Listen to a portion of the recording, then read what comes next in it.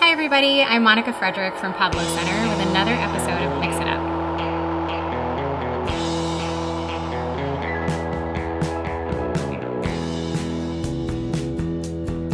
Today I'm going to be making one of my favorite drinks. It's a Moscow Mule with a bit of a twist. Today we're going to be using State Line vodka that we carry here at Pablo Center, some ginger beer with alcohol in it, some Grenadine, limes, and maraschino cherries. And I'm going to be using just a clear glass so you guys can see what it looks like. Traditionally, you would use a copper mug, but I like to use at home. It's very important to start off with a full glass of ice. It makes the drink much better. We start with 2 shots of vodka.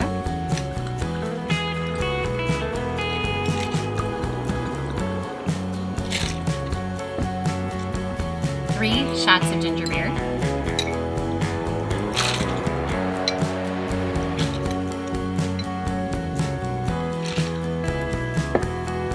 Bit of Grenadine on the top.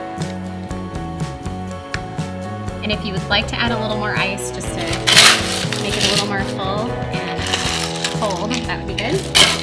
Squeeze in a little bit of lime and a cherry.